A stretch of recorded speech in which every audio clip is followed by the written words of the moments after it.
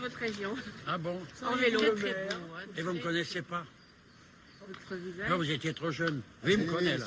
Aston Forder. Hassan Forder, voilà. Hassan Forder s'illustre d'abord en 1953 dans l'étape Dieppe-Caen et s'échappe en compagnie du Lisendam. Le voici Hassan Forder, en compagnie des Bretons, Jean Maléjac, Émile Guérinel, Joseph Morvan, le Belge De Bruyne, et puis Maurice Dio et Pierre Molinéris. Maléjac gagne l'étape, Hassan Forder remporte le sprint des contre-attaquants et obtient une immense compensation. Il endosse le maillot jaune. C'est moi qui prends le maillot. J'avais fait mes calculs. J'ai même dormi avec le maillot. Le matin, quand ils sont venus me réveiller, ils ont dit, mais t'es déjà habillé? J'ai dit non, j'ai dormi avec le maillot jaune. C'était vraiment, et le lendemain, je m'appelais Hassan. J'avais mon nom sur les routes. Tout le lendemain, vous êtes populaire dans un Tour de France. Mais avec le maillot jaune, vous êtes sur une autre planète. Avec Jacques Dupont, futur champion de France, le voici au Critérium national de la route. Cette épreuve deviendra sa grande spécialité. Il l'emporte en solitaire au Parc des Princes. Déjà, on découvre sa fantaisie.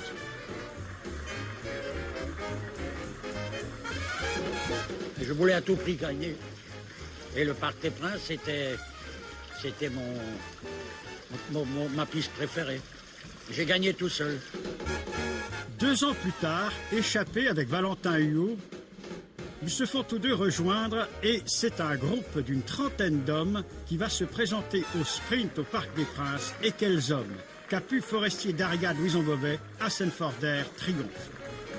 Son équipier Raphaël Gemignani devient son adversaire en 1958.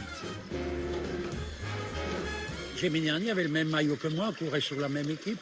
Et c'était à 15 km de l'arrivée. J'ai vu dans l'ombre que les deux têtes, Gemignani et l'autre, se rapprochaient pour se parler. Donc je me suis méfié, j'ai dit, il y en a un qui va attaquer.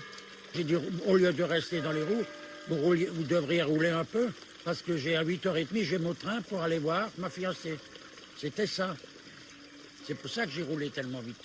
Et finalement, vous gagnez le Critérium national pour la 3e fois. Pour la 3e fois, et j'avais mon train à 8h20 pour aller voir ma fiancée en Alsace.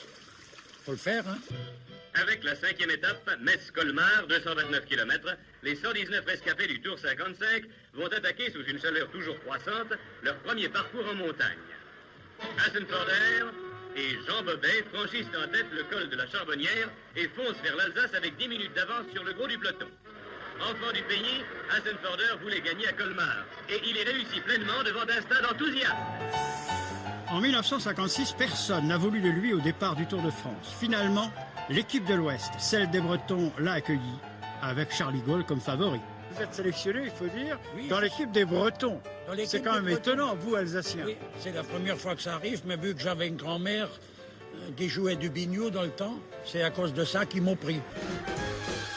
Pour remercier les Bretons de l'avoir accueilli, ils se mettent en devoir de remporter des étapes. La première ici à Caen, où André Darrigade retrouve le maillot jaune. Et puis, ce sera la 2e à Bordeaux. Échappé en compagnie du jeune et inexpérimenté Hollandais Harry van der Pluijm, il se joue de lui sur le vélodrome de l'Escure, dans la cité girondine.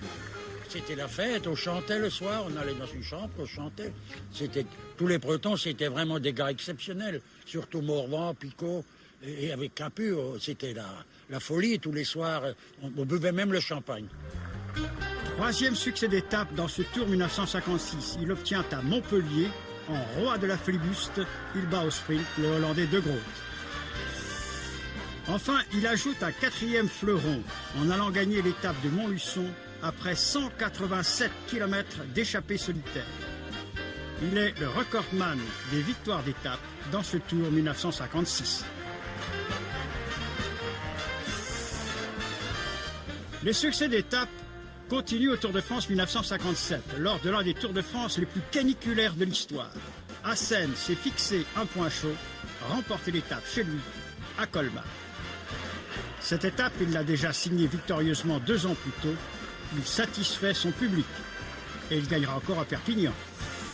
Personnage de contraste, il suscitait le rire et l'appréhension, l'admiration et l'horreur. Allez, y'en a marre, claque de fin.